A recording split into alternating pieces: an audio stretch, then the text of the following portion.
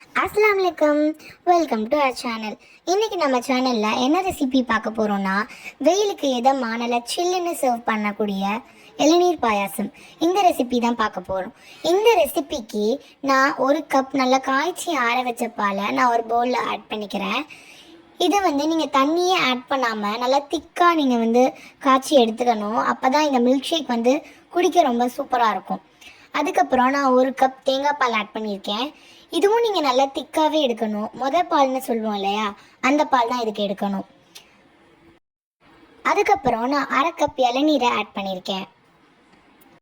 இதில் நம்ம இளநீர் ஆட் பண்ணுறனால குளிர்ச்சி தரும், நம்ம உடம்புக்கு ரொம்ப நல்லதாகவும் இருக்கும். சம்மர் டைமில் குடிக்கிறதுக்கு ரெஃப்ரெஷ்மெண்ட்டாகவும் இருக்கும். மில்க்கும் தேங்காய் பாலும் நான் ஒரு சேம் ரேஷியோவில் எடுத்திருக்கேன்.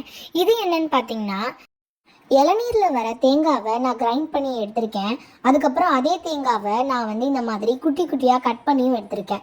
இது எல்லாத்தையும் போட்டு நல்லா மிக்ஸ் பண்ணிவிட்டு நமக்கு தேவையான அளவு சுகர் போட்டுக்கிறோம்.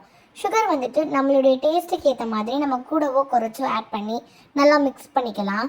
மிக்ஸ் பண்ணிவிட்டு 2 ஹார்ஸுக்கு ஃப்ரிட்ஜில் வச்சிங்கன்னா நல்லா சில்லுன்னு வெயிலுக்கு இதமான இளநீர் பாயாசம் ஒரு இளநீர் மில்க் ஷேக் நமக்கு ரெடி ஆயிடுச்சு.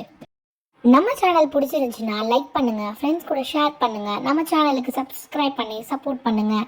அஸ்ஸலாமு அலைக்கும்.